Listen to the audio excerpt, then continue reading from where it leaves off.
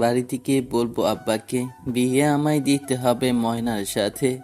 ও, বাড়িতে গিয়ে বলবো আব্বাকে বিয়ে আমার দিতে হবে ময়নার সাথে। পরনে একটা লুঙ্গি, গায়ে একটা গেঞ্জি পরে লুঙ্গি এক পাশটা তুলে গান গাইতে গাইতে বাজারে যাচ্ছি, কারণ আম্মু বলেছে কিছু সবজি আর মাছ কিনতে। শালার ভালো লাগে না, আব্বা কেন বোঝে না? খাটায় আমার একা না ঘুমাইতে যে একটা বউ লাগে আমার। আসলে বইয়ের ভূতটা আমার ওই দিনই কুদ্দুসের দোকানে নাটক দেখে হয়েছিল। কুদ্দুসের দোকানে নাটকটা দেখছিলাম, কি সুন্দর করে ওর বউ আদর কইরা খাওয়াই দিতেছে। যদিও এমন আমার একটা বউ থাকতো তাহলে তো আমারে কত সুন্দর করে আদর করে খাইয়ে দিত। আর ওইদিকে ডেভিল আমার আব্বা সারাদিন শুধু পর পর পড়া নিয়ে থাক, এইটা কর সেই কর, ডাক্তার হয়ে যা, ইঞ্জিনিয়ার হয়ে যা। আমি একজন মানুষ, এত কিছু কিভাবে সামলাবো? ও, আপনাদেরকে তো আমার পরিচয়টাই দেওয়া হলো না। আমি হচ্ছি আবির, মা বাবার একমাত্র সন্তান। আমার আর কোনো ভাই বোন নেই, আমি একজনই। আমি গ্রামে থাকি। আমার বাবার একটা ছোটখাটো ব্যবসা আছে, এটা দিয়ে আমাদের হয়ে যায়। আমার বাবার ইচ্ছে আমি পড়াশোনা শেষ করে একজন ভালো ও মহান মানুষ হব। আমাদের গ্রামে এত ভালো কোনো কলেজ নেই, যেটা আছে এটাতে কোনো রকম ইন্টার শেষ করলাম। আগামীকালকে রেজাল্ট দেবে। ও, আপনার সাথে কথা বলতে বলতে আমার অলরেডি বাজার করা হয়ে গেছে। আমি বাজার থেকে বাসে আসলাম। বাসে এসে মায়ের হাতে বাজার দিতে মা বাজারগুলো আমার মুখে মেরে বলতে লাগলো, কি রে আবি, এসব কি এনেছিস? প্রতিদিনও তুই যা করিস আজকেও তুই তাই করি, টাকা মেরেছিস? না হলে তুই এমন কম বাজার কেন নিয়েছিস? তোকে আমি কত টাকা দিলাম, আর তুই আমাকে কি কিনে নিয়ে এসেছিস? আর এত ছোট মাছ কেন? তোকে আমি বড় মাছ আনার জন্য টাকা দিয়েছি। আল্লাহ গো, আম্মা আপনি এটা কি বললেন? না আম্মা, এটা মানা যায় না, আমি মানতে পারছি না। আমি টাকা মারছি? ছি, আমার ভাবতেও অবাক লাগে। আমার মা আমার নামে মিথ্যা অপবাদ দিয়েছে। আল্লাহ, তুমি আমায় তোমার কাছে নিয়ে যাও। আসলে এমন ইমোশনাল ডায়লগ আমার প্রতিনিয়ত। আমি যে বাজারে টাকা মারি, আপনার গিয়ে আবার আম্মাকে বইলা দিয়েন না। দেখ, এসব ন্যাকামো করিস না। আমি জানি তুই বাজারের টাকা মেরেছিস, না হলে এসব কি? আমি তোকে গুনে গুনে 2,000 টাকা দিয়েছি, তুই 1,200 টাকাও কিছু আনলি না। হে আল্লাহ, তুমি আমায় কোন জন্মে শাস্তি দিচ্ছ? আজ নিজের মাও আমাকে চোর বলছে। এসব ইমোশনাল ডায়লগ দিচ্ছি, আর আস্তে আস্তে বাসার ভেতর থেকে বের হওয়ার জন্য এক পা করে বাড়াচ্ছি। তখনই দেখি আম্মু হাতে ঝাঁটা নিয়ে আসে। আমি দিলাম তোর, আমাকে আর পাইকে এক দৌড়ে চলে গেলাম কুদ্দুসের দোকানে। কুদ্দুসের দোকানে গিয়ে দেখি রৌদ্র একটা মুভি দেখতেছে আর কান্না করতেছে। বুঝতেছি না মুভি দেখতেছে আর কান্না করতেছে কেন। ওর কাছে গেলাম, কাছে গিয়ে কাঁধে হাত দিয়ে বলে উঠলাম, কি রে বন্ধু, তোর কি হয়েছে? তুই এভাবে কান্না করছিস কেন? আমাকে দেখে রৌদ্র জড়িয়ে ধরে কান্না করতে করতে বলতে লাগলো, বন্ধু দেখ, বাপ্পার আজকে মেয়েটা ধোকা দিয়েছে। আমি সহ্য করতে পারছি না বন্ধু। আমার মনটা চাইতেছে ওই মেয়েটাকে এখনই গুলি করে মেরে ফেলি। আমার বাপ্পার আজকে কতটা কষ্ট দিয়েছে দেখ, ও কান্না করতে করতে শেষ করে ফেলেছে। এখন সুসাইড করবে মনে হয়। শালা, তুই ন্যাকামি করিস? এখানে মুভির মধ্যে একটা ইমোশনাল সিন হচ্ছে, আর ওইটাকে তুই বাস্তবে ধারণ করে ফেলেছিস, তাই না? আর আমি কোথাকার? তুই এখনই চুপ করবি নাকি লাথি মাইরা তোকে আমার বিনা টিকিটে চাঁদে পাঠানো লাগবে? হ্যাঁ, তুই হারামি, যেখানে আছিস তুই সেখানেই দৃশ্যটাই নষ্ট করে ফেলিস। এখন কি জন্য আসছিস, আর কি করতে আসলি, আর কি ঘটিয়ে আসলি, আর কি করতে চাস, সব কিছু বল। আরে বন্ধু, আজকেও আম্মা ঝাড়ু নিয়ে দৌড়ানি দিয়েছে, তাই তো দৌড়ে এখানে চলে আসলাম। তুই তো প্রতিনিয়ত কোনো না কোনো কাণ্ড ঘটিয়ে আসিস। আজকে মনে হয় কোনো কিছু ঘটিয়ে আসলি যা তোর সাথে কথা নেই। তুই কোনো আকাম করে আসছিস। হারামজাদা, তোর জন্যই তো আমি বাজার থেকে আজকেও টাকা মারলাম। তুই বললি আজকে নাকি পার্টি করবে, তাই তো আজকে বেশি করে টাকা মারতে গিয়ে ধরা খাইলাম। তাই তো আমারে পিটানি লাগছে আম্মা। ওকে, বাদ দে, আমি গেলাম। এটা বলে হাঁটা ধরতে রৌদ্র সামনে এসে দাঁত বের করে হেসে বলে ওঠে, আরে বন্ধু, আমার মনের জান প্রাণ আমার, রাগ করিস কেন? আরে আমার তুলো তুলো, আমি তো মজা করেছি। আমরা না আন্ডাকালের বন্ধু। আসসালামু আলাইকুম ভাইজান, আপনি কে? আপনাকে তো এর আগে এই গ্রামে দেখি নাই, নতুন নাকি? শালা পকেট গরম আছে, তাই এখন নিজের বন্ধুকে কাল্টি মারছিস, তাই না? ভাই, আপনার মনে হয় কোথাও ভুল হচ্ছে। আমার তো কোনো বন্ধু নেই। আমার কোনো জন্মেও কোথাও বন্ধু ছিল না। আমার মরণেও কখনো বন্ধু ছিল না। বন্ধু কি, বন্ধু নামের শব্দই আমি চিনি না। বন্ধু কাকে বলে, কত প্রকার ও কি কি? হারামি, এখন কিন্তু আমার রাগ 100 হয়ে গিয়েছে। ঠিক আছে, চল এখন লেকের পাড়ে যাই। সব কিনে নিয়ে তারপর দুই বন্ধু মিলে খাবো। বন্ধু, 1 প্যাকেট সিগারেট নি। ভাই, সিগারেট খেলে যদি আব্বার কাছে ধরা খাই, তাহলে কিন্তু আব্বা একটা মাইরও মাটিতে ফেলবে না। আরে, আমার কাছে গন্ধ দূর করার ওষুধ আছে, চিন্তা নেই, তুই চল। কিন্তু বন্ধু, সময় কিন্তু বেশি না। রাত 10টার আগে বাসায় না গেলে আব্বা আমারে লাথি দিয়ে বাসা থেকে বের করে দেবে। কালকে আবার পরীক্ষার রেজাল্ট দিয়ে দেবে। যদি রেজাল্ট খারাপ আসে, তাহলে আব্বা তো আমারে 3 দিন ধরে না খাওয়াই রাখবো। আরে তুই চিন্তা করিস কেন, করিম চাচার সিস্টেম মতো কট দিয়ে রাখছি। রুদ্রের মুখে এ কথাটা শুনে একটু সাহস পেলাম, তাই সবাই মিলে আটা দিলাম। প্রায় অনেক রাত হয়ে গেছে, বাসায় যাব, কিন্তু খুব ভয় লাগছে। বাসায় গেলে আপু যদি আবার লাঠি দিয়ে পেটাতে লাগে, তখন কি হবে? সেই চিন্তায় ভাবলাম যে আজকে রৌদ্রের বাসায় থেকে যাব। তাই আর দেরি না করে আম্মুকে কল দিয়ে বললাম, আজকে রৌদ্র খুবই অসুস্থ, তাই আগে হসপিটালে নিয়ে যাচ্ছি। এটা বলে কলটা কেটে দিলাম। একটু একটু মিথ্যা কথা না বলে তাহলে আব্বুর কাছ থেকে কি আর বাঁচা যায়? সকালবেলা ঘুম ঘুম চোখে হাতে ফোনটা নিয়ে আমি তো অবাক হয়ে গেলাম, কারণ ঘড়িতে 12:30 বাজে। আমি এখনো বাসায় যাইনি। না জানি আব্বু আমার জন্য কি রেডি করে রেখেছে। আজকে আবার রেজাল্ট দিয়েছে, তাই তাড়াহুড়ো করে রেডি হয়ে বাসায় চলে গেলাম। বাসায় এসে তো আমি থো মেরে গেলাম, কারণ পুরো বাসাটা অন্ধকার। কি ব্যাপার, এমন অন্ধকার কেন? এখনো পর্যন্ত কি কেউ ঘুম থেকে ওঠেনি? 12:30, এটা কোনোভাবেই সম্ভব না। সকাল সেই ফজরের নামার সময় আব্বু আম্মু উঠে যায়, এরপর আর ঘুমায় না। রুমের ভিতরে প্রবেশ করতেই হঠাৎ করে লাইটটা জ্বলে উঠল। দেখলাম আমার বাবা টেবিলের মতো বসে আছে, হাতে একটা লাইট নিয়ে। আমাকে দেখে আব্বু চেঁচিয়ে বলে উঠল, হারামজাদা, এইগুলা কি? তোকে আমি টাকা পয়সা দিয়ে এত কিছু করেও তোকে মানুষ করতে পারলাম না। পড়াশোনা অন্তত কিছুই করিস না। ভাবলাম তোর ভালো রেজাল্ট হলে এখানে কোনো একটা ভার্সিটিতে ভর্তি করিয়ে দিব, কিন্তু না, টেনে টুনে তুই পাস করেছিস। তোকে আমি এত টাকা দিয়ে এত কিছু করি, কিন্তু তারপর তুই আমাকে এসব দিচ্ছিস? না, আজকে তোকে আমি বাড়ি ছাড়া করব। এটা বলে আব্বু লাঠি নিয়ে আমার কাছে আসতেই আমি আম্মুকে ডাক দিয়ে বলে উঠলাম, আম্মু দেখো, আমি তো পাশ করেছি, তাই না? তারপরে কেন আব্বু আমাকে মারতে আসে? আম্মু, তুমি কিছু করো, নয়তো এই টেবিলটা আমাকে মেরে মেরে কিমা বানিয়ে দেবে। এই দেখো, তুমি একদমই আমার ছেলের গায়ে হাত তুলবে না। আমার ছেলের সাথে তোমার কি কথা হয়েছিল যে আমার ছেলে পাশ করবে? তাই তো, আমার ছেলে তো আর ফেল করেনি, পাশ করেছে। তাহলে তুমি কেন ওর সাথে এমন রাগ দেখাচ্ছ? আমার সোনার টুকরো ছেলেটা, আমার ছেলেটা যদি কিছু হয় তাহলে আমি তোমাকে ছাড়বো না। ঠিক আছে, আমি তোমার ছেলেকে কিছুই করব না যদি ও আমার শর্তে রাজি হয়, না হলে কিন্তু আমি ওকে ছাড়বো না। শর্ত? আবার কিসের শর্ত? তুমি আবার কি বলতে চাও? তোমার ছেলেকে ঢাকায় পড়াশোনা করতে হবে। আমি আমার বন্ধুকে বলে সব কিছু ব্যবস্থা করেছি, তাই তোমার ছেলেকে এখন থেকে ঢাকায় থাকতে হবে। এটাই আমার ফাইনাল ডিসিশন। তোমার ছেলে যদি আমার কথা অমান্য করে, তাহলে ওর পিঠের একটা ছাল আমি রাখবো না, সবগুলো তুলে ফেলবো। এটা বলে আব্বু ওখান থেকে চলে যায়। আমি আম্মুর দিকে কান্না চোখে তাকিয়ে বলতে লাগলাম, আম্মু তুমি দেখো, আমি কি তোমাদেরকে ছেড়ে ঢাকায় একা থাকতে পারবো? না আম্মু, আমি ঢাকায় যাব না, আমি এখানেই থাকবো। দেখো বাবা, এখানে আমার কিছুই করার নেই। দেখিস না তোর বাবার মাথা কতটা গরম। আমি কিছু বললেই যদি তোকে আবার মারতে আসে। তাই আমি বলি তুই ঢাকায় চলে যা, ঢাকায় পড়াশোনা কর। এমনিতেই তুই ওই ছেলেগুলোর সাথে চলাফেরা করিস, ছেলেগুলো ভালো না। আমিও চাই তুই ঢাকায় গিয়ে পড়াশোনা কর। তুমি যদি এটা চাও আমি ঢাকা গিয়ে পড়াশোনা করি, তাহলে আমি ঢাকা যাব। এটা বলে অভিমান করে রুমে চলে যাই। দেখেছো, ছেলেটার মন খারাপ হয়ে গেছে। তোমার জন্য ছেলেটাকে আমি কষ্ট দিয়েছি। দেখো মমতা, আমাদের ছেলেটা যথেষ্ট পরিমাণ ভালো, কিন্তু ও যদি এখানে থাকে তাহলে এলাকার ওইসব গুন্ডা বদমাইশদের সাথে চলাফেরা করতে করতে ও নষ্ট হয়ে যাবে। তাই আমি চাই না আমার ছেলে 2-4 জনের মতো এমন ক্রিমিনাল হোক। তাই আমি শহরে পাঠাবো, এটাই একটা ভালো ডিসিশন। কালকে হয়তো ঢাকায় চলে যেতে হবে, তাই বন্ধুর সাথে দেখা করে যাই।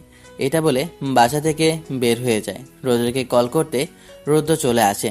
তখন ওকে বলি, বন্ধু তোর সাথে আর কবে দেখা হবে তা জানি না। আব্বু আমাকে ঢাকায় পাঠিয়ে দিয়েছে, তাই হয়তো আর একসাথে আড্ডা দেওয়া হবে না। কি বলিস বন্ধু? তোর জন্য তো আমার কান্না আসতেছে। আমরা সেই আন্ডাকাল থেকে বন্ধু, সেই ছোটবেলা থেকে দুজনে একটা জাইঙ্গা পড়ে কত না সাঁতার কেটেছি। আজকে তুই কিনা আমাকে ছেড়ে ঢাকায় চলে যাবি? যা যা বন্ধু, যা ঢাকায় গিয়ে ফরন দেখে আয়। আর হ্যাঁ, ঢাকার মেয়েরা নাকি অনেক স্মার্ট, অনেক সুন্দর। এই আমার জন্য দু একটা বাছাই করে রাখিস, একা একা সবগুলো নিয়ে নিস না। শালা এখানে আমার ভার্সে, আর তুই কিনা ভাবছিস আমি মেয়ে নিয়ে? থাক শালা, একটা প্লে বইয়ের মতো কথা বলিস। আরে রাগ করিস কেন? চল টমটম দোকানে বসে কিছুক্ষণ আড্ডা দেই, এরপর না হয় বাসায় যাস। ঢাকা যাওয়ার সময় না হয় আমি তোকে সাথে করে গিয়ে উঠিয়ে নিয়ে আসবো। তখনই রৌদ্র বলে উঠল, দেখ বন্ধু, একটা মাইয়া যাইতেছে, গান ধর। বন্ধু তোমার বুকের মধ্যে কয়জনেরই পাস, সেই পাশেতে আছে কি আমার সর্বনাশ। এমন গান শুনে মেয়েটা পেছনে তাকাতেই রৌদ্র বলে ওঠে, জুবানি হে তেরে দিল মাস্তানি, আজা আজা লেজা লেজা। তখনই মেয়েটা তার পায়ের নিচে জুতো দিয়ে আবার দিল তারা। রৌদ্র তো লুঙ্গি খুলে দিল তোর, আমাকে আর পাইকে, আমি তো হাওয়ার গাইতে যাচ্ছি। রৌদ্র পেছন থেকে বলতেছিল, আমারে নিয়ে যা বন্ধু, অভিশাপ মহাকাল নাগিনী খেয়ে ফেলবে আমাকে। এক দৌড়ে বাসায় চলে আসলাম। সকালবেলা আম্মু সবকিছু রেডি করে দিয়েছে, কারণ আজকে আব্বু আমাকে ঢাকায় দিয়ে আসবে। যেতে মন চাইছে না আব্বু আম্মুকে ছেড়ে।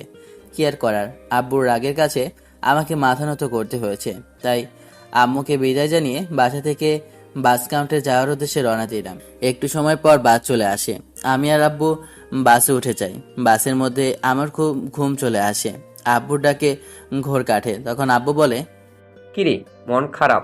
দেখ, ভালো কিছু করতে হলে একটু কষ্ট তো করতেই হবে। আর তুই চিন্তা করিস না, আমি আমার বন্ধুকে সব দিয়েছি, ও তোর কোনো প্রকার অযত্ন করবে না। এখন চল, ঢাকায় তো চলে আসছি, সামনে মনে হয় সিসিএনজি পাওয়া যাবে। কি আর করার, সত্যি বলতে আমার আসলেই মনটা খুব খারাপ করছে, কারণ কখনো বাসা থেকে বাইরে যায় নাই। ভালো করে তাকিয়ে দেখি যে বাহ, এত সুন্দর ঢাকা শহর যদি না আসতাম তাহলে তো বুঝতেই পারতাম না। আব্বু একটা সিএনজি নিয়ে চলে আসে। রওনা দিই আব্বুর বন্ধুর বাসার উদ্দেশ্যে। প্রায় 30 মিনিট পর একটা ইয়া বড় বাড়ির সামনে এসে গাড়িটা থামে। বাবারে, আব্বুর বন্ধু তো দেখছি মস্ত বড় লোক। এত বড় বাড়ি তো কখনো আমি দেখিনি।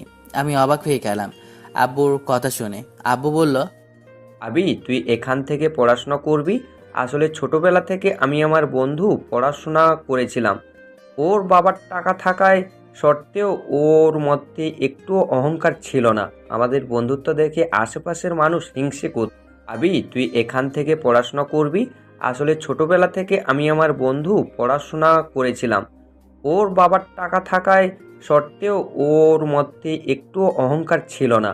আমাদের বন্ধুত্ব দেখে আশেপাশের মানুষ হিংসে করত। যাই হোক, তোর আঙ্কেলের কথা শুনবি, যা বলে মেনে চলবি, ঠিক আছে?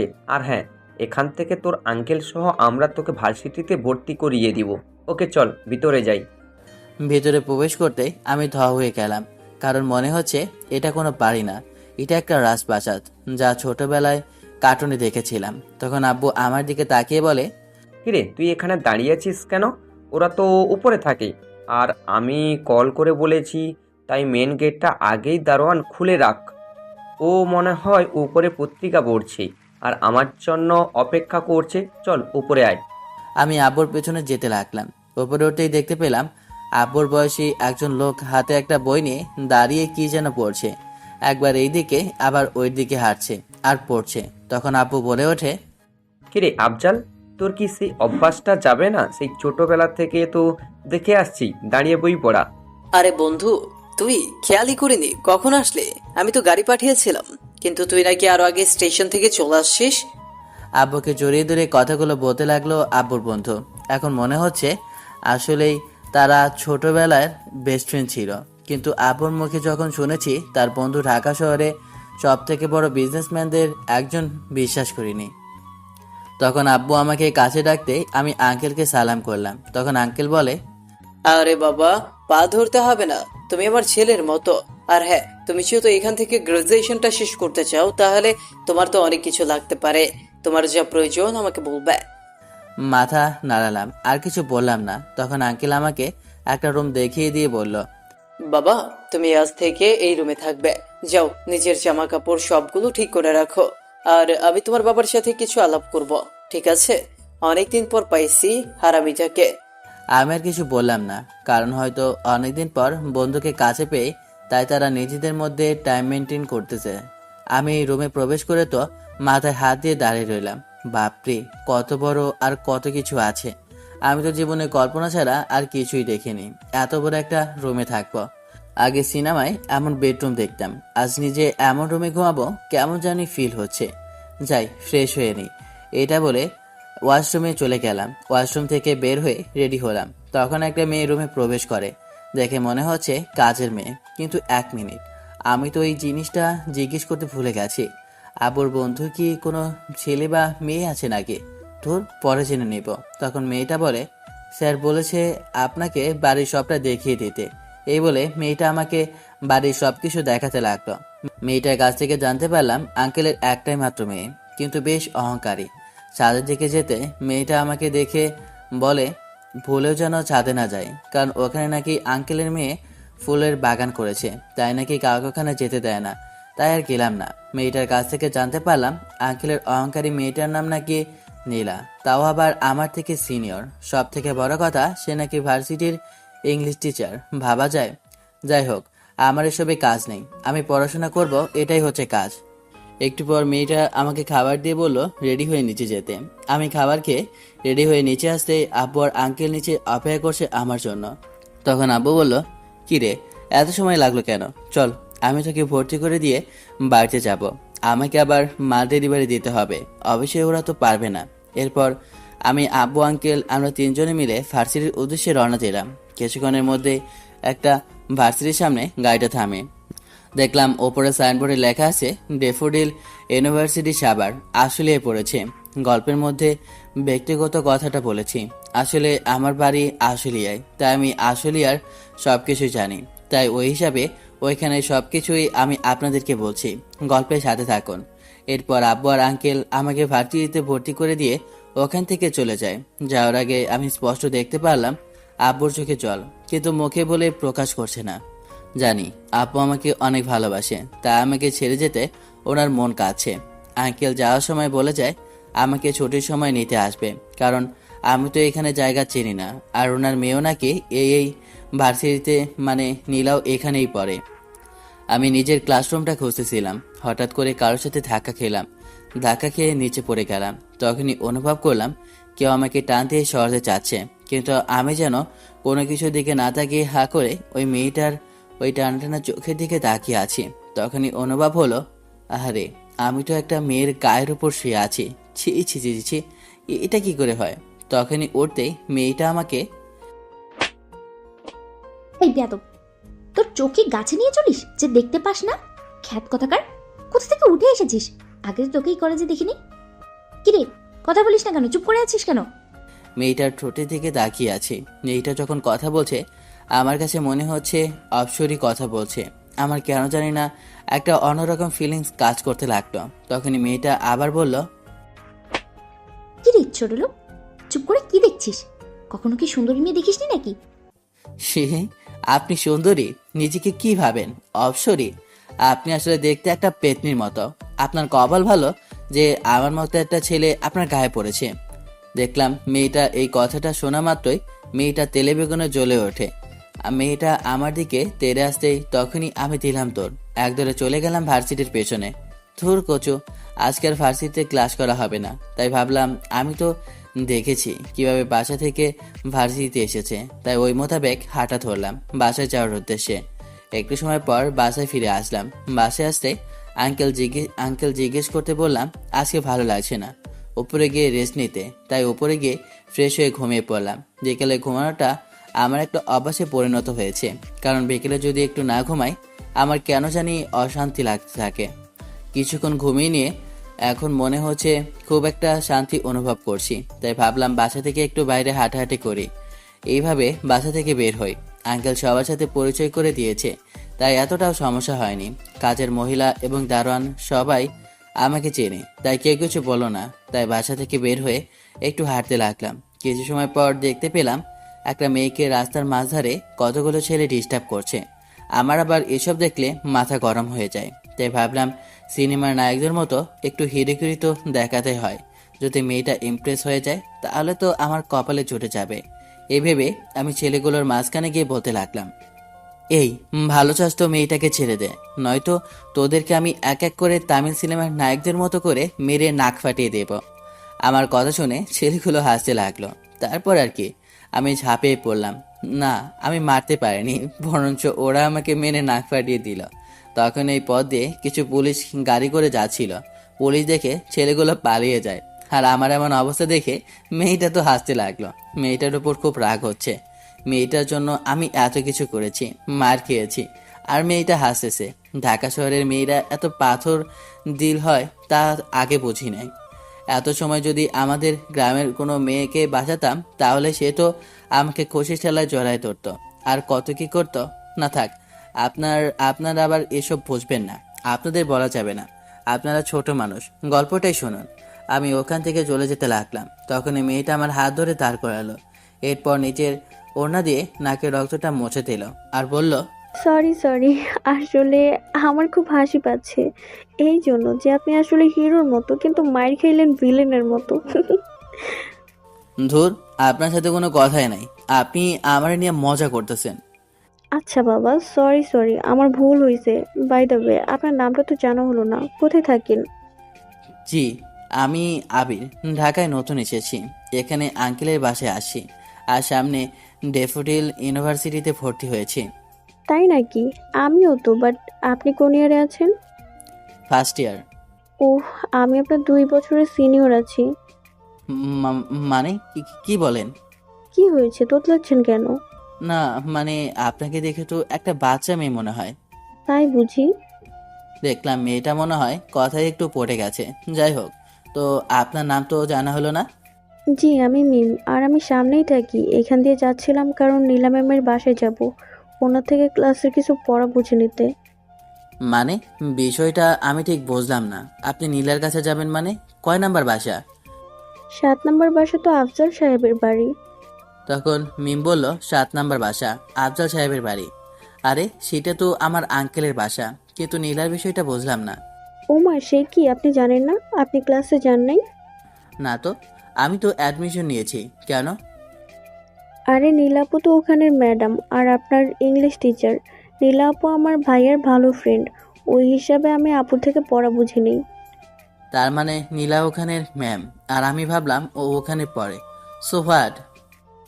নীলা আপু তো সেই কবেই লন্ডন থেকে পড়াশোনা শেষ করে আসলো, আপনি জানেন না? মনে মনে কি করে জানবো? আমার ভিলেন বাবা কোনোদিন বলেছে নাকি যে তার একটা বন্ধুর মেয়েও আছে? কি হলো, আপনি কোথায় হারিয়ে গেলেন? যাই হোক, একটা কথা বলেন তো, আপনি এভাবে চলাফেরা করেন কেন? আপনাকে দেখতে তো মাশাআল্লাহ অনেক সুন্দর আছেন, কিন্তু আপনি এমন খ্যাতের মতো চলাফেরা করেন কেন? আসলে আমি গ্রামে থাকি তো, তাই গ্রামে এইভাবে চলি। তাই শহরে এসেছি নতুন, কিভাবে মানুষ কেমন চলাফেরা করে তা তো আর জানি না। আচ্ছা তাহলে চলুন, আপনার আঙ্কেলের বাসায় দেখা করি। চলেন। আমার আবার ওর সাথে দেখা হয়নি। দেখা হয়নি মানে? মানে, আমি তো আজকে আসছি, তাই ওর সাথে দেখা হয়নি। ও ভার্সিটিতে ছিল, আমি জানতাম না। আর আমি আজকে ক্লাসও করিনি, ভালো লাগছে না, তাই চলে এসেছিলাম। তাই একটু বিকেলে ঘুমিয়েছিলাম। ঘুম থেকে উঠে হাঁটতে বের হয়ে তো দেখি এমন কাণ্ড। চলেন যাই, নীলা ম্যাম আসবে এখনই। ঠিক আছে, চলুন। এরপর আমি আর মিম দুজন একসাথে বাসায় যাই। বাসায় প্রবেশ করব, তখনই কেউ বলে ওঠে, এই খ্যাতের বাচ্চা, তোর কত বড় সাহস, তুই আমার বাসা পর্যন্ত পৌঁছে গিয়েছিস? আমি তো একদম ভ্যাবাচেকা খেয়ে গেলাম, কারণ ভার্সিটিতে ধাক্কা খাওয়ায় মেয়েটা যে আর কেউ না, নীলা আপু। কিরে ছোট লোক, কথা বলছিস না কেন? তোকে আমার বাসা পর্যন্ত ঢুকতে কে দিয়েছে? দারোয়ান, দারোয়ান! নীলার চেঁচামেচিতে বাসার সবাই নিচে আসলো। তখনই আঙ্কেল নিচে আসে। নিচে আসতেই আঙ্কেলকে নীলা উদ্দেশ্য করে বলতে লাগলো, বাবা, বাসার মধ্যে কি কেউ নেই? যাকে তাকে হুটহাট করে ঢুকতে দিয়ে দেয়। এই ছেলেটা আমার পিছু করতে করতে এখানে চলে এসেছে। বাড়িতে এত গার্ড থাকতে এই ছেলে কি করে বাসায় ঢুকেছে? আরে না, তুই কাকে কি বলছিস? তুই ওকে চিনতে পারিসনি। ও হচ্ছে আবির, আমার বন্ধুর একমাত্র ছেলে। তোর সাথে ওর দেখা হয়নি, তাই তুই ওকে চিনতে পারছিস না। আর ও এখন থেকে এখানে থাকবে, তোর ভার্সিটিতেও পড়াশোনা করবে। কি সব বলছো বাবা তুমি? যাকে তাকে বাসায় নিয়ে আসতে পারো না? বিশেষ করে এমন খ্যাত দেখতে মানুষ কাউকে তুমি বাসায় এভাবে নিয়ে আসতে পারো না। আমি এগুলো অ্যালাউ করি না। নীলা, তুই কিন্তু ভুলে যাচ্ছিস। এটা কে? এটা হচ্ছে আমার বেস্ট ফ্রেন্ডের ছেলে, তাই তুই ওকে অপমান করতে পারিস না। কিছু বলবো না। ওকে বল আমার চোখের সামনে থেকে চলে যেতে, নয়তো ওকে আজকে আমি কিছু একটা করে ফেলবো। আমি এত কিছু জানি না। তুই আজকে থেকে আবিরকে তোর সাথে নিয়ে যাবি এবং সাথে করে নিয়ে আসবি। ছেলেটা নতুন, কিছুই চেনে না, তাই এটা আমার অর্ডার।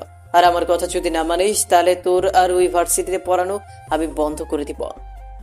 আঙ্কেলের মুখে এমন শক্তপোক্ত কথা শুনে নীলা রেগেমেগে বাসার ওপরে নিজের রুমে চলে যায়, সাথে পিছু পিছু মিমো চলে যায়। তখন আঙ্কেল এসে আমার কাছে বলতে লাগলো, দেখো আবির, আমি আসলে ভুল করে ফেলেছি। মেয়েটাকে আদরে আদরে যে এতটা খারাপ করে ফেলবো নিজেও বুঝতে পারিনি। আসলে ওর মা মারা যাওয়ার পর থেকে আমি মেয়েটাকে কিছুই করতে পারিনি। ওর অন্যায় আবদারগুলো আমাকে মানতে হয়েছে। বাবা, ওর হয়ে আমি ক্ষমা চাচ্ছি, তুমি আমাকে মাফ করে দিও। ছি ছি আঙ্কেল, এইসব বলছেন কেন? আপনি আমার বাবার মতো, এইসব বলে আমাকে কষ্ট দেবেন না। ঠিক আছে বাবা, তুমি এখন ওপরে যাও। এরপর আমি উপরে চলে আসলাম। আমাকে যে কথাগুলো বলেছে আমার খুব খারাপ লেগেছে, কারণ আমাকে ক্ষেত বলে গালি দিয়েছে। আমি গ্রামে থাকি, আমি গ্রামে যেভাবে সাধারণ মানুষের মতো চলাফেরা করি ঠিক এখানেও তেমন চলাফেরা করি। আমি তো আর ঢাকার মানুষের মতো এমন স্মার্ট না। মন খারাপ করে উপরে চলে গেলাম। না, আমাকে মনে হচ্ছে পরিবর্তন হতে হবে। হঠাৎ হাতে থাকা মোবাইলটা বেজে ওঠে। ফোনটা হাতে নিয়ে দেখি আর কেউ না, আমার লজ্জা বন্ধু রুদ্র ফোন দিয়েছে। হ্যাঁ বন্ধু, বল কি অবস্থা, তুই কোথায় আছিস? না রে বন্ধু, তোকে ছাড়া ভালো লাগে না আমার। আচ্ছা বাদ দে, বল ওখানে মালগুলো কেমন রে? মাল মানে কি বলছিস তুই? আরে শালা, তুই বুঝতে পারছিস না? আমি মেয়েদের কথা বলছি। ঢাকার মেয়েরা নাকি হটি নটি, নয়তো কয়টাকে পটাইলি? তোর শালা কি পটাবো, আরো অপমানিত হয়েছি। কেন কেন? আমি নাকি ক্ষেত, তাই আমাকে দেখতে নাকি ফকিরের মতো লাগে। বলবে না তো কি বলবে শুনি? তুই যেভাবে থাকিস তোকে তো মিশকিন বলে নাই। ওটা তোর কপাল। তোর বাপের কি টাকা পয়সা কম আছে? তুই তো কিপটামি করিস। তোর হালা, আমাকে টাকা দিলেও তো আব্বু টাকা দেয় নাই। শালা, তুই ঢাকায় আসছিস, এখন পরিবর্তন কর নিজেকে, স্মার্ট কর নিজেকে। এটা তো আর গ্রাম না, যেমন ইচ্ছা চলবি। ঠিক বলেছিস তুই, সেটাই ভাবছি। আচ্ছা রাখ তুই, আম্মু কল করেছে। ওকে বন্ধু, থাক। আর আমি এখানে পড়া শেষ করে জব নিতে পারি, কারণ জানিস তো ফ্যামিলিতে আম্মু অসুস্থ, তাই জব তো নিতে হবে। ঠিক আছে। রোদের কলটা কেটে আম্মুর ফোন ধরে সালাম দিলাম। ও পাশ থেকে আম্মু বলে উঠল, কি রে বাবা, খেয়েছিস কি করেছিস? ঠিকভাবে আছিস তো? কোনো সমস্যা হচ্ছে না তো? আরে মমতা, পাগল হলে নাকি? ও আমার বন্ধুর বাসায় আছে, ওর কি সমস্যা হবে? তুমিও না ছোট বাচ্চাদের মতো প্রশ্ন করছো। থামো, তুমি আমাকে কথা বলতে দাও আমার ছেলের সাথে। আরে আম্মু, আমি ঠিক আছি, তুমি চিন্তা করো না। আব্বুর বন্ধুর অনেক ভালো মানুষ, আর আমি খাওয়া দাওয়া ঠিক মতো করেছি। তুমি এসবে একদম চিন্তা করবে না। আর হ্যাঁ, তুমি কিন্তু মেডিসিন ঠিক মতো নেবে, ঠিক আছে? এটা বলে কলটা কেটে দেই। আজ আর সারাদিন বাসা থেকে বের হইনি। ভাবছি সকালে ভার্সিটিতে যাব, তাই ঘুমিয়ে পড়ি। সকালবেলা ঘুম থেকে উঠে ফ্রেশ হয়ে নিচে আসতেই আঙ্কেল বলে ওঠে, বাবা, এই কার্ডটা রাখো, তোমার যা প্রয়োজন যখন হবে এখান থেকে টাকা তুলে নিবে। না আঙ্কেল, আমার তো প্রয়োজন নেই এত টাকার। আরে বাবা, তুমি এত কিছু ভাবছো কেন? তুমি আমার ছেলের মতো, তোমার যা প্রয়োজন তা আমি দিব না? আঙ্কেল কার্ডটা হাতে ধরিয়ে দিয়ে আমি অফিসে চলে যাই। নীলা মনে হচ্ছে এখনো ঘুমাচ্ছে, তাই আমি নিজে চলে যাই কলেজের দিকে। একটু সময় পর কলেজে আসতেই কিছু ছেলে আমাকে দেখে আমার কাছে এসে বলে ওঠে, কি রে খ্যাত, কোথা থেকে আসলি? কখনো এই কলেজে দেখিনি। জি আসলে ভাইয়া, আমি এই কলেজে নতুন অ্যাডমিশন নিয়েছি। এই শালা কয় কি রে? শুন তো, বলদা তুই গ্রামের খ্যাত, গ্রামে থেকে পড়াশোনা করবি, এত বড় ভার্সিটিতে তোর মতো ফকির কিভাবে এডমিশন নিল রে? আমার বোঝাই আসছে না, বিষয়টা একটু বলতো। দেখুন ভাই, আমি এখানে পড়াশোনা করতে এসেছি, কোনো প্রকার কারোর সাথে ঝামেলা করতে না। আমি তো তোর সাথে ঝামেলা করছি, আর তুই করতে চাস? কর দেখি। ভাই, আমি আপনাকে কিছু বলতে চাই না, আমি গেলাম। আমি সামনে হাঁটা ধরতেই ছেলেটা আমার শার্টের কলা ধরে বলতে লাগলো, কি রে, এত তাড়া কিসের তোর? এখনো তো হিসাব বাকি আছে তোর সাথে। আমি খেয়াল করলাম আশেপাশে সবাই একসাথে ক্যাম্পাসে একসাথে জড়ো হয়েছে। তখনই সুমন নামের ছেলেটা আমার হাত থেকে ব্যাগ নিয়ে সবার উদ্দেশ্য করে বলতে লাগলো, তো স্টুডেন্ট, আপনারা সবাই কেমন আছেন? কিন্তু আমি ভালো নেই, জানতে চান না কেন? ছেলেটার কথা শুনে সবাই হেসে বলে, কেন? মনে হচ্ছে আমি একজন জোকার আর তারা আমাকে দিয়ে সবাই মজা নিচ্ছে। আমি মাথা নিচু করে দাঁড়িয়ে রইলাম, চুপচাপ, কোনো কথা বলছি না। আমার খুব কষ্ট হচ্ছে, মনে হচ্ছে আমি যেন এখনই মাটি বেদ করে ভিতরে ঢুকে যাই। সো এই খ্যাতটা নাকি আমাদের এই ড্যাফোডিল ইউনিভার্সিটিতে স্টুডেন্ট। আপনারা কি বিশ্বাস করেন? আমি তো করি না, কারণ ওর মতো ফকির কিভাবে আমাদের কলেজে এডমিশন পায় আমার বোঝা আসে না। আমার মাথা প্রচুর গরম হয়ে যায়, কারণ সবাই আমাকে নিয়ে হাসাহাসি করছে। তো মিস্টার খ্যাত, আমি আর থাকতে না পেরে বলতে লাগলাম, স্টপ ইওর মাউথ। পোশাক পরলে মানুষ বড় হয় না, বড় সে যার হৃদয় বড়। মানুষ জীবনযাপন করার জন্য এবং সভ্যতা সমাজে বসবাস করার জন্য পোশাক ব্যবহার করে। আর এই পোশাকের মধ্যে মানুষের বিভিন্ন ধরনের কাপড় চোপড় ব্যবহার করা থাকে। তবে এই পোশাক দিয়ে মানুষকে মূল্যায়ন করা যায়। কিছু মানুষ আছে যারা ভালো পোশাক ব্যবহার করে এবং নিজেকে অনেক কিছু মনে করে। মানুষের মধ্যে ভালো পোশাক পরলে মানুষ বড় হয় না, মানুষ বড় হয় কাজ এবং গুণে। আপনার যদি ভালো গুণ থাকে তাহলে আপনি মানুষের কাছে অনেক বড়। বর্তমান সময়ে অনেক মানুষ আছে ভালো পোশাক ব্যবহার করে নিজেকে অনেক বড় মনে করে। যদি মানুষের পোশাকের কারণে মানুষকে যদি বড় মনে করত, তাহলে সবাই পড়ালেখা না করে এবং গুণ না থাকলেও সবসময় ভালো কিছু ব্যবহার করে বড় হয়ে যেত। আসলে যার হৃদয় বড়, মূলত সেই অনেক বড় মনের মানুষ হয়। আসলে মূলত বড় বলতে যাদের মনের মধ্যে থাকে মানুষের জন্য ভালোবাসা, ভালোবাসা ও আন্তরিকতা যদি থাকে, তাহলে মানুষের কাছে সেই বড়। একজন নির্দিষ্ট লোক যদি ভালো কাপড় পরে নিজেকে দামি মনে করে, সেটা একদম ভুল। যদি ভালো মানুষ হিসেবে নিজেকে বড় মনে করতে হয়, তাহলে তার প্রথমে দরকার বড় হৃদয়। যার হৃদয়ে ভালোবাসা এবং মানুষের জন্য ও জাতির জন্য আন্তরিকতা থাকে, সেটাই বড়। আর মানুষের গুণের কারণে মানুষের কাছে গুণী ব্যক্তি হয়। পক্ষান্তরে অনেক মানুষ আছে যারা মানুষের বিপদে পাশে থাকে এবং মানুষকে সাহায্য করার জন্য চেষ্টা করে। তবে বর্তমান সময়ে অনেক মানুষ আছে কিছু দেওয়ার আগে সেটি বিভিন্নভাবে বিভিন্ন চ্যানেলে পোস্ট করার চেষ্টা করে। এই লোকগুলো তাদের সহানুভূতি থেকে প্রচারণার খেয়াল থাকে বেশি। তবে যাদের হৃদয় আছে তারা এই কাজগুলো করে না, তারা মহৎ কাজগুলো কাউকে দেখেই করে না। আর পোশাক হচ্ছে মানুষের বাইরের বাহ্যিক রূপ। আর দামি কাপড় চোপড় ব্যবহার করলে বড়লোক হয় না। বড়লোক সেই যার মধ্যে হৃদয় এবং ভালোবাসা আছে। আর হৃদয় দিয়ে মানুষকে ভালোবাসে জানে, তারাই বড়। তাই বাস্তব অর্থে মানুষের কাপড় দেখে বিচার করা ঠিক না। আপনি চিন্তা করতে পারেন মানুষের গুণ নিয়ে এবং হৃদয় নিয়ে। যার হৃদয়ে মানুষের জন্য মায়া আছে, তারাই পৃথিবীতে বড় মানুষ। এই কারণে দামি কাপড় চোপড় দেখে কাউকে বিচার করতে নেই। আর বড় মনের মানুষ সবসময় তার হৃদয় থাকে বড়। আমার কথা শুনে পুরো ভার্সিটির সবাই মাথা নিচু করে দাঁড়িয়ে রইল। তখন আমি পাশ থেকে হাততালি দিয়ে উঠল। তখন সবাই ওই সাথে হাততালি দিতে লাগলো। ঠিক ওই সময় গাড়ি করে কেউ আসছিল। তাকে সব স্টুডেন্টরা ভয়ে ওখান থেকে চলে যেতে লাগলো। গাড়িটা ঠিক আমার সামনে এসে দাঁড়ালো। গাড়ি থেকে নিচে আসে এক সুন্দরী রমণী। হ্যাঁ, ওই রমণী আর কেউ না, আমার স্বপ্নের নায়িকা নীলা। নীলাকে দেখে তো আমি হা হয়ে রইলাম, কারণ ওর চোখ দুটো যে মায়ে ভরা। আমি যেন ওর থেকে চোখ ফেরাতেই পারছি না। তখনই নীলা সামনে দিয়ে যেতে ঠাস করে পড়ে যেতে লাগলো। তখনই নায়কের মতো এসে ওর কোমরটা চেপে ধরি। তখন ওর মিষ্টি হাতে আমার গালে মিষ্টি লেগে যায়। এই, তোর সাহস কি করে হয় আমাকে স্পর্শ করার? আর হ্যাঁ, তোকে যে আব্বু আমার সাথে আসতে বলেছে, তুই আসলি না কেন? সরি আপু, আসলে আমি আপু মানে? বুঝলাম না, আবার মারলো কেন? আপুই তো বলেছি। না মানে আপনি তো আমার বড়, তাই আপুকে আপু বলবো না? আমাকে শুধু তুই নীলা বলে ডাকবি। ঠিক আছে নীলা আপু। আবার আপু? আপনি না, তুমি, ঠিক আছে? সরি, ঠিক আছে। মনে হচ্ছে থাপড়ায়া আমার জীবনটা কেরাসিন বানাই দিবে এই মেয়ে। যা, ক্লাসে যা। আর হ্যাঁ, ক্লাস শেষ হলে আমি একটু শপিং করতে যাব। তাই একটু তা আমার জন্য অপেক্ষা করিস বাইরে। মাথা নাড়িয়ে ক্লাসের উদ্দেশ্যে রওনা দিলাম।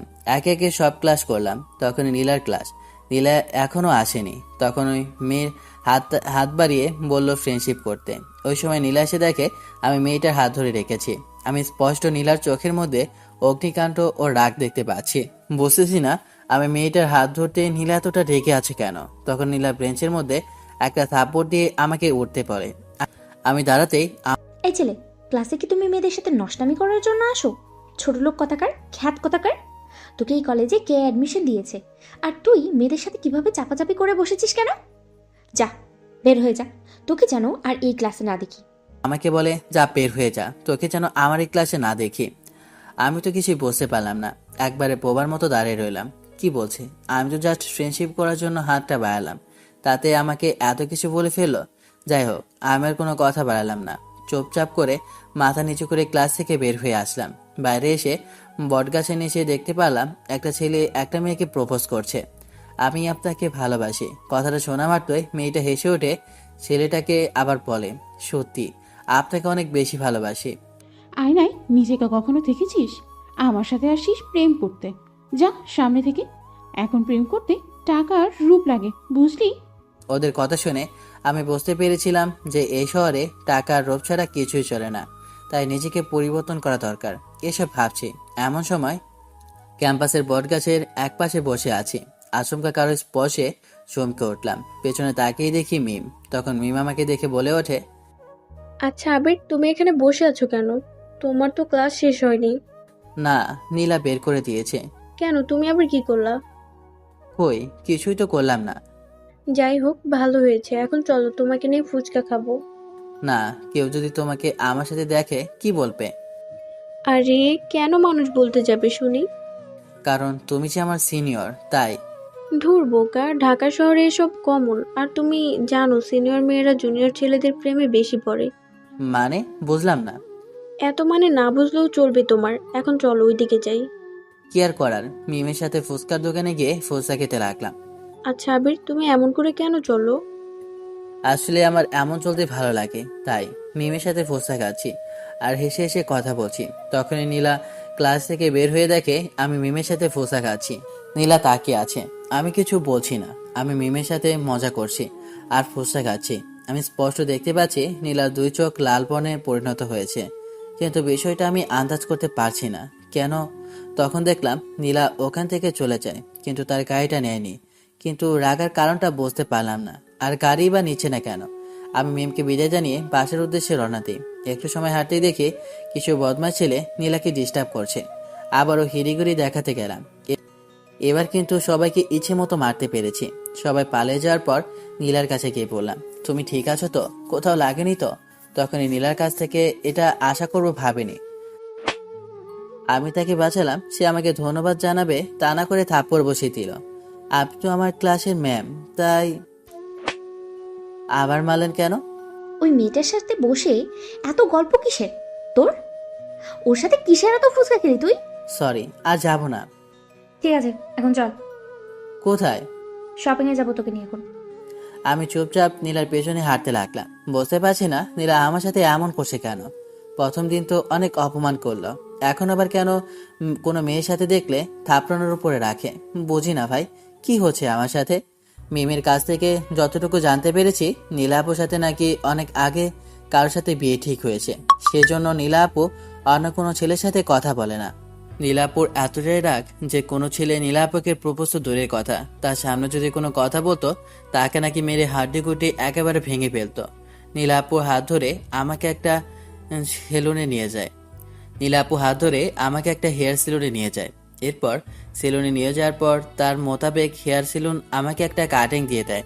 আয়নায় গিয়ে দেখি আমাকে তো পুরো একেবারে সালমান খানের মতো লাগছে। এরপরে ওখান থেকে আমাকে ড্রেসিং ওয়াশে নিয়ে যায়।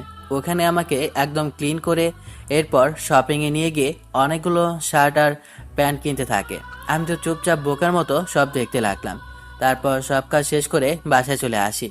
বাসায় আসতেই আঙ্কেল আমাকে দেখে বলে ওঠে, বাহ আবির, তোমাকে তো এখন বেশ লাগছে।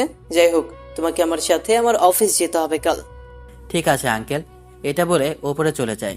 নীলা কাল রেডি হয়ে নিচে অপেক্ষা করতে বলেছে, তাই আজকে খাওয়া দাওয়া করে ঘুমিয়ে পড়ি। সকালবেলা ঘুম থেকে উঠে ফ্রেশ হয়ে নেই। এরপর নীলার শপিং করে দেওয়া জামা আর প্যান্টটা পরে নিচে আসে। একটু সময় পর দেখি নীলা একটা কালো শাড়ি পরে নিচে নামছে। নীলাকে একদম পরিধানের মতো লাগছে। আমি যেন ওর দিক থেকে চোখটা সরাতেই পারছি না। ওর টানা টানা চোখের দিকে আমি তাকিয়ে আছি। আমি জানি না ওর চোখের মধ্যে কিসের এত নেশা। না, যদি তাকিয়ে থাকি তাহলে আবার কি মনে করে এমনিতে আবার সিনিয়র। খেয়াল করলাম নীলা আমার দিকে তাকিয়ে আছে। আমি বেশ লজ্জা পেলাম। তখন নীলা আমার দিকে এসে বলতে লাগলো, এখন ঠিক দেখাচ্ছে, সব দিক থেকে একদম পারফেক্ট আছো, কোনো সমস্যা নেই। এখন চলো, গাড়ি করে ভার্সিটিতে যেতে হবে। আর হ্যাঁ, তুমি কি বাইক চালাতে পারো? হ্যাঁ পারি, গ্রামে থাকতে শিখেছিলাম, কিন্তু আব্বু কখনো কিনে দেয়নি, তাই সব সময় চাইনি। আমাদের গ্যারেজে নতুন একটা বাইক আছে, এই নাও চাবি। বাইকটা বের করে বাইকে করে যাব। আমি বেশ একটা অবাক হলাম, কারণ যে মেয়েটা আমাকে এতদিন এত কথা বললো, আর সে মেয়েটা নাকি আমার সাথে বাইকে করে ভার্সিটিতে যাবে এবং আমার জন্য এত কিছু করছে। বুঝি না ভাই মেয়েদের কথা, এবং কি মেয়েদের মন বোঝা এতটা সহজ না। এর জন্য কবির হয়তো বলেছে যে মেয়েদের কখনো মন বসতে চাও না। যদি মন বসতে চাও তাহলে হয়তো বা পাগল হবে, আর নয়তো বা ফকির হয়ে যাবে। যাই হোক, আর কোনো কথা বাড়লাম না, চুপ করে বাইকটা বের করলাম। একটু পর নীলা এসে বাইকে উঠলো। আমি অবাক হয়ে গেলাম, কারণ নীলা আমাকে পেছন থেকে জড়িয়ে ধরে রইল। তখন আমি নীলাকে উদ্দেশ্য করে বললাম, এই কি করছেন আপনি? মানুষ দেখলে কি বলবে?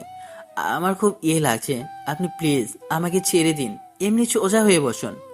দেখো, আর একটা কথা বললে থাপড়াইয়া তো সব কটা দাঁত আমি ফালাইয়া দেব। চুপচাপ করে বাইক চালা। যদি আর একটা কথা বলিস তাহলে কিন্তু লাথি দিয়ে বাইক থেকে ফেলে দেবো আমি তোকে। নীলার ভয়ে চুপসে গেলাম, আর কোনো কথা বললাম না। কি আর করার, আমি বাচ্চা শিশুর মতো বাইক চালাচ্ছি, আর নীলা পেছন থেকে আমাকে শক্ত করে জড়িয়ে ধরে আছে। মনে হচ্ছে আমি কোথাও হারিয়ে যাচ্ছি। বুঝতে পারছি না মেয়েদের এত মতিগতি কেমন করে কেমন কি হয়। যাই হোক ভাই, আমার পাগল বা ফকির হওয়ার কোনো ইচ্ছে মোটেও নেই, তাই চুপচাপ করে বাইক চালাচ্ছি।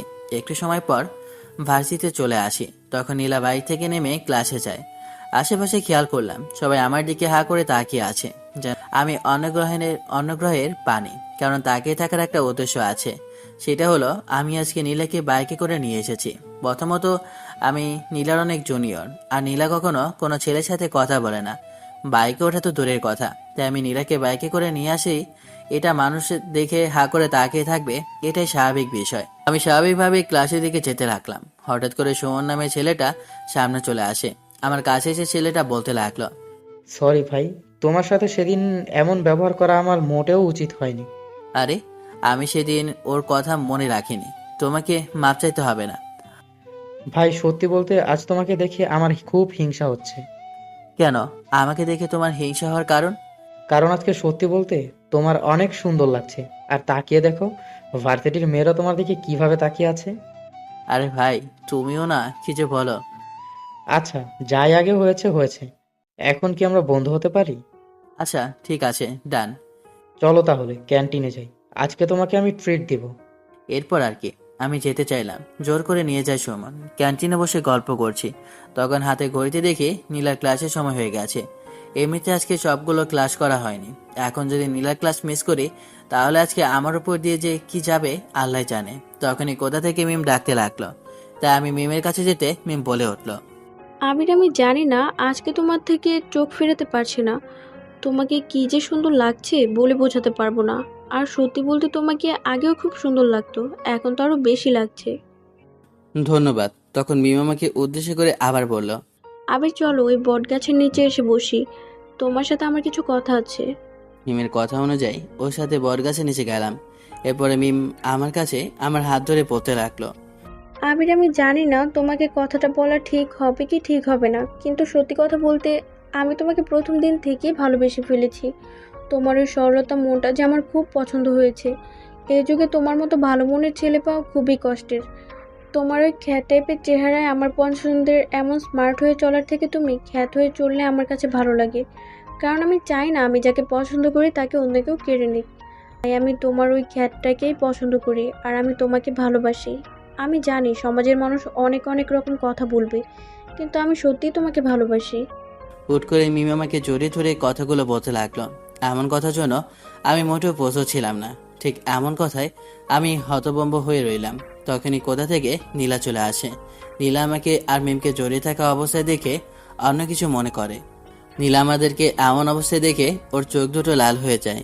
স্পষ্ট ওর চোখের মধ্যে জল দেখতে পাচ্ছি আমি। নীলার এক মুহূর্ত ওখানে দাঁড়িয়ে রইল না, দৌড়ে ওখান থেকে কান্না করতে করতে চলে গেল।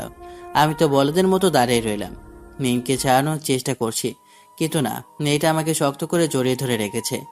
আমার মাথা প্রচুর পরিমাণে গরম হয়ে যায়। এক প্রকার জেদ করে ওকে ধাক্কা দিয়ে ফেলে দেই। এরপরে ঠস। আবির, তুমি আমাকে মারলে? তুমি বুঝতে পারছো না কেন? তোমার সাথে আমার যায় না, আমি তোমাকে ভালোবাসি না। এটা বলে মিমের কাছ থেকে ক্লাসে চলে আসি। আবির, তুমি যদি আমাকে ভালো না বাসো তাহলে কিভাবে যে ভালোবাসা আদায় করে নিতে হয় তাই মিম শিকদার ভালো করেই জানে। জানি না নীলা আমাদের এমন অবস্থায় দেখে কেন কান্না করলো। বাসায় গিয়ে আঙ্কেলকে সবকিছু বলে দিল না তো? যাই হোক, এক প্রকার ভয়ে বাসায় যাচ্ছি। বাসার সামনে দেখলাম পুরো বাড়ি জুড়ে লাইট দিয়ে সাজানো। ঢাকা শহরে এমন সাজানো বাড়ি 2 অনুষ্ঠানে হয়, এক বিয়ে হলে বা 2 জন্মদিনের জন্য। কিন্তু আমার জানা মতে তো কারো বিয়ে বা জন্মদিন তো না। তাহলে বাসার সামনে দেখছি মেহমানরাও আসা যাওয়া করছে। কিরে ভাই, বিষয়টা তো বুঝলাম না। মাত্র সকালে বাসা থেকে বের হলাম, আর এখন বিকেলে বাসায় এমন অবস্থা। আমি বাসায় প্রবেশ করতেই কোথা থেকে আপু এসেই। হারামজাদা, তোকে আমি ছোট থেকে মানুষ করছি এই দিনটা দেখার জন্য। আমি তো বলদ হয়ে গেলাম। আপু আমাকে মারলো কেন? আর কখন আসলো? আমি কি বা করলাম? তখন আঙ্কেল এসে আব্বুকে ধরে বলতে লাগলো, আরে ইরফান, তুই কি পাগল হলি নাকি? ছেলের গায়ে হাত তোলে? তাছাড়া কি আর করব? ওকে বলো ও কি করেছে। ওকে কি আমাকে এসবের জন্য কলেজে ভর্তি করালাম? রুদ্র, তুমি তোমার বন্ধুকে নিয়ে যাও, ওকে তৈরি করে নাও। আমি ওর মুখ দেখতে চাই না। তাড়াতাড়ি করো, সময় হয়ে গেছে। আচমকা এসব কি হচ্ছে? আমি তো কিছুই বুঝতে পারছি না। আমি কি সব স্বপ্ন দেখছি নাকি? রুদ্র কোথা থেকে আমাকে নিয়ে যায় আমার রুমে। আমাকে নিয়ে এসেও বলতে লাগলো, কিরে মামা, কাহিনী কি? তুই কি পাঠাইলি যে আঙ্কেল তোকে আজকে বিয়ে দিতে চাই? হোয়াট? কি বলছিস? বিয়ে মানে? আরে তুই জানিস না, তোর বিয়ে আমাকে তো আঙ্কেল কল করে আসতে বলে, আর আমরা ঢাকায় আসি। এসেই তো আমি অবাক। এমন বিষয় আমি তো সবটা ভালো করেই জানি। আরে ভাই, আমি তো কিছুই বুঝতে পারছি না। আমার বাবা আমার সাথে এসব কি করছে? আমি সত্যি বলতে নীলা আপুকে ভালোবাসি। হ্যাঁ, কি বলছিস তুই?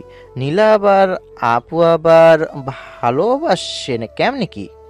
আরে ভাই, নীলা আমার থেকে 4 বছরের সিনিয়র, আর আমি ওকে প্রথম দেখেই ভালোবেসে ফেলেছি।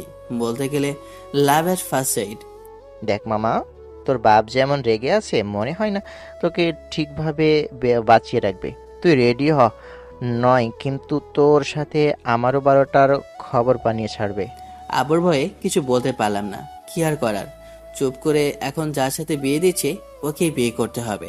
এই জীবনে মনে হয় আমার কপালে নীলা নাই। পাঞ্জাবি আর শেরওয়ানি পরে নিচে আসতেই আঙ্কেল বলে ওঠে, ইরফান, তোর ছেলে কিন্তু ঠিক তোর মতো দেখতে। তোর মনে আছে তোর বিয়েতে যখন গিয়েছিলাম তুই কেমন শেরওয়ানি পরছিলি? আরে আফজাল, এসব কথা আমার ঠিকই মনে আছে। তোর মনে আছে তোর যে বিয়ের সময় জুতা চুরি করে নিয়ে গেছে? হ্যাঁ রে বন্ধু, সময় যে কি করে পার হয়ে যায় আমরা নিজেরাও টের পাইনি। কখন যে নিজেদের ছেলেমেয়েগুলো বড় হয়ে গেছে বুঝতেই পারিনি। এরপরে আমি নিচে আসি। নিচে আসতে আমাকে রৌদ্র স্টেজে নিয়ে যায়। এরপর একটু পর মেয়েকে আনা হয়। মেয়েটার মুখ ঘোমটা দিয়ে পুরো মুখটা ঢাকা আছে। কে সেই মেয়েটা? আমি এখনো তার মুখটা দেখতে পারছি না। আমার বুক ফেটে কান্না আসে, কারণ যাকে ভালোবাসি তাকে পাবো না। দেখতে দেখতে সব মেহমানরা উপহার নিয়ে আসতে লাগলো। খানিকক্ষণ বাদে কাজী সাহেব বিয়ে পড়াতে আসে। বিয়ের কাজ শেষ করে যে যার মতো খাওয়া দাওয়া গল্পগুজব করতে লাগলো। আমি সাদরে উপরে চলে গেলাম। খুব খারাপ লাগছে, তাই পকেট থেকে একটা সিগারেট বের করে ধরালাম। তখনই পেছন থেকে কারো হাতের ছোঁয়ায় ঘুরে দাঁড়ালাম। দেখলাম রৌদ্র। তখন রৌদ্র বলে, দেখ, কি করবি, কপাল যা আছে তাই তো হবে। আর আমি বিষয়টা বুঝলাম না, হঠাৎ করে তোর বাপে এই কাণ্ডটা করলো কেন? আর এমন তো হবার কথা না। অবশ্যই তুই কিছু করলি। আরে শালা, আমার তো মনে পড়ছে না আমি কি করে করলাম। 1 মিনিট। আমার যতটুকু মনে হচ্ছে আজকে একটা মেয়ে আমাকে প্রপোজ করে। তুই তাকে কি বললি?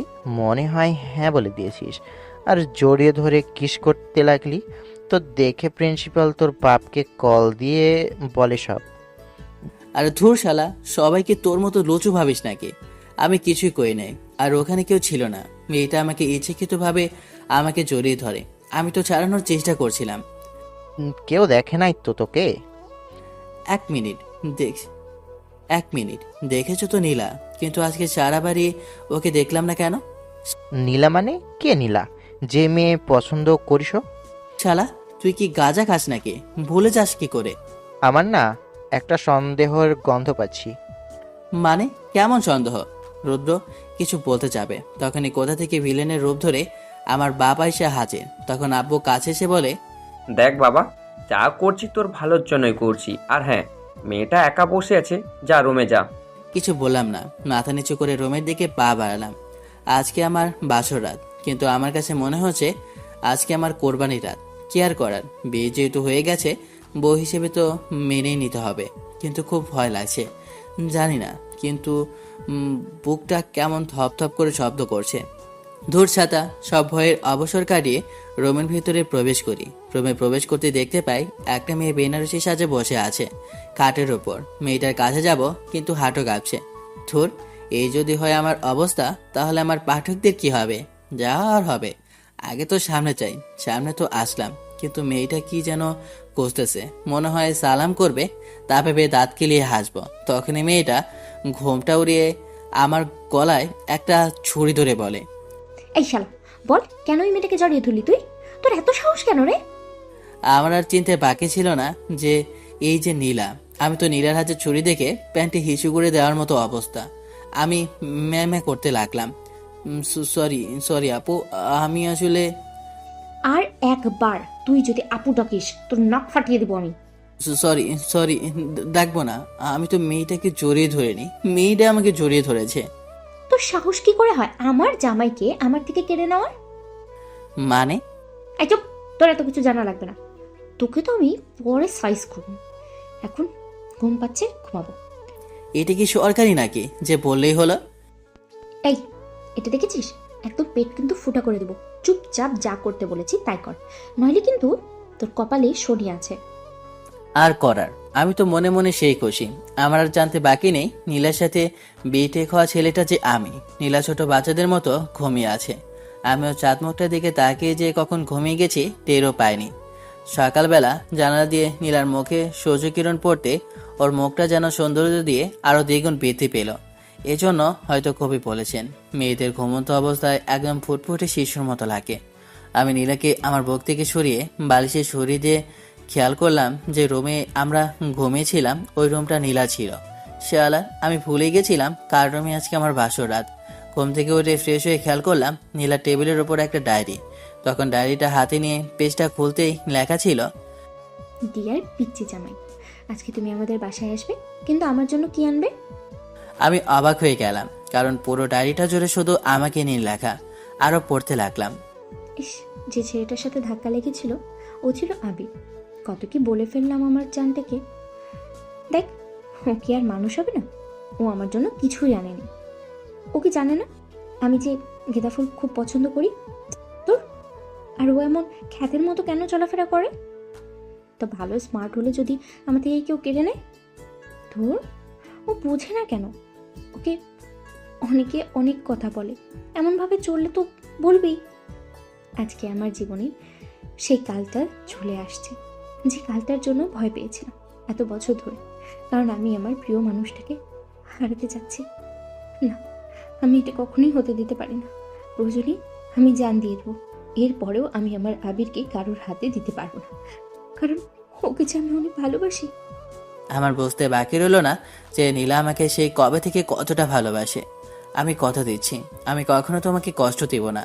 এটা বলে নীলার কপালে একটা কিস দিলাম। তখন নীলা কেঁপে উঠে যায় আর চোখ খুলে বলে, এই পিচ্চি, তোর এত বড় সাহস আমাকে কিস দিস? আমি আমার বউকে কিস দিলাম, তাতে তোমার কি? এই, তোর তো সাহস কম না? তুমি কি আমার সাহস দেখতে চাও? এটা বলে সামনে যেতে লাগলাম, তখন নীলা পেছোতে লাগলো। এই এই, তুই কি সাহস দেখাবি? আর সামনে কেন আসছিস? দেখ, ভালো হবে না কিন্তু আমি বলে দিচ্ছি। আমি কিন্তু তোর সিনিয়র। সিনিয়র তো কি হয়েছে? এই, আমি না তোর ম্যাডাম? ম্যাডামের সামনে আসতে তোর লজ্জা লাগছে না? আদর করব নিজের সিনিয়র ম্যাডামকে আদর করব, তাতে আবার লজ্জা কিসে? এটা বলেই জিহ্বায় কামড় দিলাম। আমার দিকে একটা হ্যাসকার টান দিলাম, সোজা আমার বুকে এসে পড়ে। নীলার ঠোঁটজোড়া ভয়ে কাঁপছে। নীলা নাইটি পরে আছে। এই অবস্থায় যে রোমান্টিক লাগছে বলে বোঝানো যাবে না আপনাদের। নীলার নাভি নিচের চিলটা দেখে আর লোভ সামলাতে না পেরে কিস দিয়ে দিলাম। 10 মিনিট পর দেখলাম নীলার মুখ লজ্জায় লাল হয়ে গেছে। তাই ওই লজ্জা মুখে ওর ঠোঁটজোড়া নিজের দখলে করে নিলাম। এবার 5 মিনিট পর ছেড়ে দিলাম। এরপর নীলা হঠাৎ করে দরজার শব্দে নীলাকে ছেড়ে দিলাম। তখন আম্মু এসে বলতে লাগলো, কি রে, ঘুম ভাঙলো নাকি? নিচে আয়, সবাই তোদের জন্য নিচে অপেক্ষা করছে। তোর আঙ্কেল বসে আছে না খেয়ে, তোকে আবার অফিসে যেতে বলছে। অফিসটা নাকি তোকে বুঝিয়ে দিবে তোর আঙ্কেল। আমি আম্মুর কথা শুনে দরজা খুলে বাইরে আসলাম। নীলা ওয়াশরুমে চলে যায়। আমি বাইরে এসে সবাইকে সালাম দিলাম। এরপরে নাস্তার টেবিলে বসলাম। তখন আঙ্কেল আমাকে উদ্দেশ্য করে বলে ওঠে, বাবা, তোমাকে আমার সাথে অফিস যেতে হবে। তোমার বাবা আবার আজকেই চলে যাবে তোমাদের গ্রামে। আমি ঠিক আছি বলে মাথা নাড়ালাম। বিকেলে আব্বু আম্মু সহ সবাই গ্রামের উদ্দেশ্যে বেরিয়ে পড়ে। আমি আঙ্কেলের সাথে ওনার অফিসে যাই। তখন আঙ্কেল বলে, দেখো বাবা, আমার বয়স হচ্ছে, এইসব সামলানো তো আমার একার সম্ভব না। তুমি পড়াশোনাটা চালানোর পাশাপাশি এইসব দেখো। নীলাকে কত বলেছি আসতে, কিন্তু ওর এইসবে মন নেই। আর হ্যাঁ, তোমাকে না জানিয়ে তোমার বিয়েটা দিয়ে দিছিলাম, তার জন্য সরি। ছি ছি আঙ্কেল, এইসব কি বলছেন আপনি? আসলে তোমাদের বিয়ে সেই ছোট্ট থেকে আমরা ঠিক করেছিলাম। নীলা তখন 15 বছর। তখন নীলাকে একটা ছেলে প্রেমের চিঠি দেয়, সেটা আমি দেখি। সেদিন ওকে অনেক বকাঝকা করি আর তোমার কথা বলি। সেই দিনের পর থেকে ও আর কোনো ছেলের সাথে কথা বলে না। আর হাতে একটা ডায়েরি দিয়ে বলেছিলাম, তোর যখন মনে আসবে সে কষ্টগুলো, সেই অনুভূতিগুলো এটাতে লিখবে। এরপর থেকে মেয়েটা ডায়েরিটা নিয়ে সব সময় থাকতো। আর একটা কথা বাবা, তুমি আমার মেয়েটাকে কখনো কষ্ট দিবে, এটা তোমার কাছে আমার অনুরোধ। আরে ছি ছি আঙ্কেল, এইসব কি বলছেন আপনি? আমি নীলার কখনো কোনো অযত্ন করব না, আপনি এটা নিয়ে কোনো চিন্তা করবেন না। এরপর আঙ্কেল আমাকে অফিসের সব কিছু দেখিয়ে দেয়। তারপর আমি ওখান থেকে বাসায় চলে আসি। বাসায় এসে দেখি নীলা নেই। দারোয়ান থেকে জানতে পারি নীলা নাকি ভার্সিটির উদ্দেশ্যে একটু আগে বের হয়েছিল। তাই আমি বাসা থেকে বের হয়ে ভার্সিটির উদ্দেশ্যে যাই। রাস্তার মধ্যে কল আসে। কলটা রিসিভ করতেই, আবির, তুমি মনে হয় তোমার স্ত্রীকে খুঁজতে বের হয়েছো। তোমায় জানানোর জন্য বলছি, সে এখন আমার কাছে বন্দি। তুমি আমার ভালোবাসাকে অপমান করেছো, তাই আমিও তোমার প্রিয় মানুষকে উপরে পাঠিয়ে দেব। মিমের মুখে এমন কথা শুনে আমার পায়ের নিচ থেকে মাটি সরে যাওয়ার মতো অবস্থা। আমি কি করব কিছুই বুঝতে পারছিলাম না। তখন আমার বন্ধু রুদ্রকে কল করি। তখন ও ফোন কল ট্র্যাকিং করে আমাকে লোকেশনটা পাঠায়। আমি ওই লোকেশন অনুযায়ী যেতে লাগলাম। একটা সময় একটা পুরনো বাড়ির সামনে এসে থামলাম।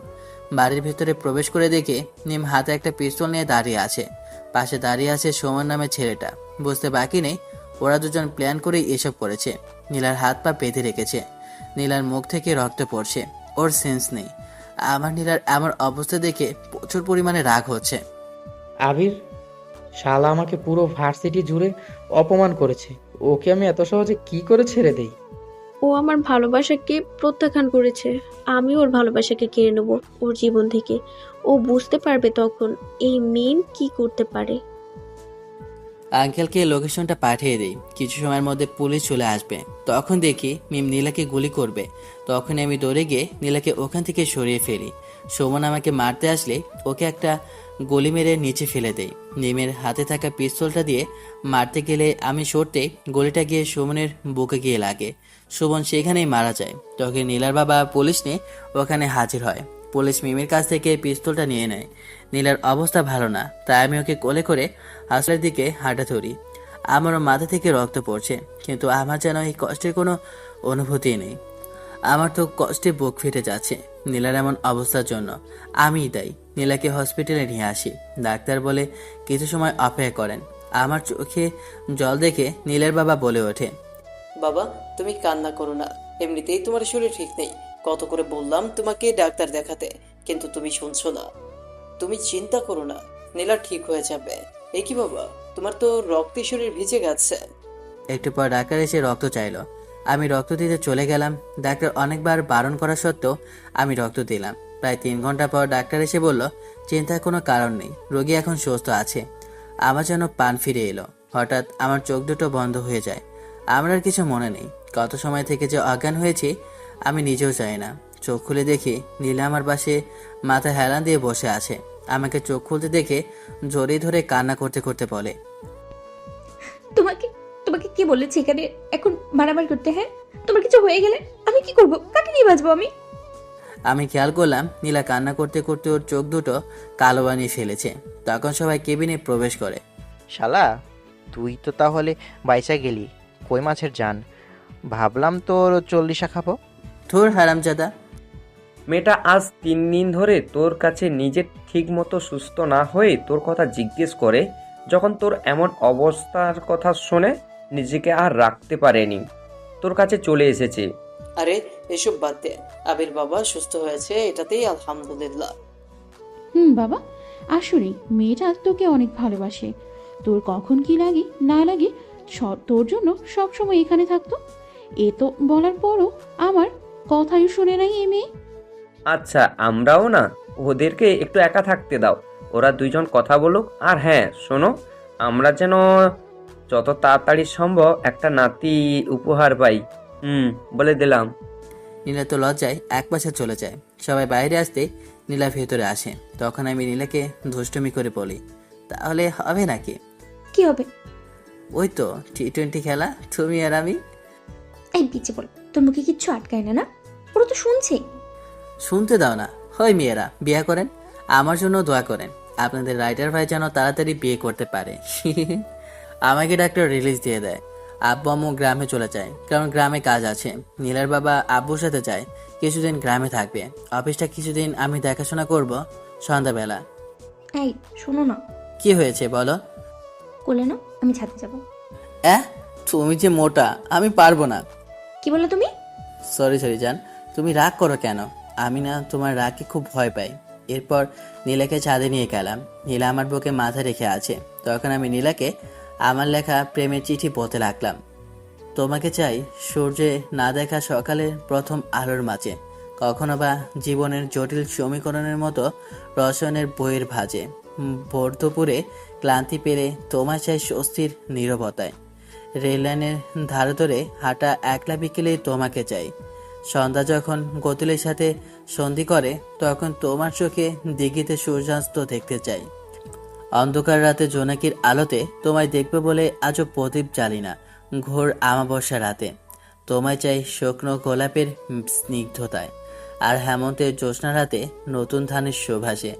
নাস্তার টেবিলে বসে পাশের খালি চেয়ারটাতে তোমাকে চাই সকাল বিকেল আর সন্ধ্যা ঘনিয়ে এলে। অডিটোরিয়ামে বোরিং ক্লাসে বসে তোমাকে চাই সবসময় কাটানো প্রতিটি SMS এর ভিড়ে। গভীর রাতে দু চোখে জলে লেখা অনুকাব্য আর তার প্রতিটি ছন্দে একান্তিক তোমাকে চাই। ঝড়ের রাতে আঁকড়ে ধরা হাত আর প্রতিটা আঙ্গুলের ফাঁকে তোমাকে চাই। ইংলিশে না বোঝা এলোমেলো গ্রামের ভিড়ে তোমাকে স্পষ্ট চাই একান্ত সঙ্গপ্রণে। কখনো বা মরুভূমির বুকে তাঁবুর নিচে কাটানো প্রতিটি রাতে তোমায় পাশে চাই। বিস্তৃত সঙ্গীর মতো তোমায় চাই সারা বেলা। তোমার চাই জীবনের বাকিটা সময়। থাকবে তো আমার প্রিয় নীলা? ভালোবাসি তোমায়, বড্ড বেশি ভালোবাসি। তখন নীলা আমাকে জড়িয়ে ধরে বলে, আমিও ভালোবাসি আমার এই জুনিয়র বরটাকে, বড্ড বেশি ভালোবাসি তোমায়। এইভাবে বেঁচে থাকুক হাজারো ভালোবাসার মানুষগুলো। ধন্যবাদ। তো আল্লাহ হাফেজ। গল্পটা এখানেই শেষ। ভালো থাকবেন। Bye bye, tata.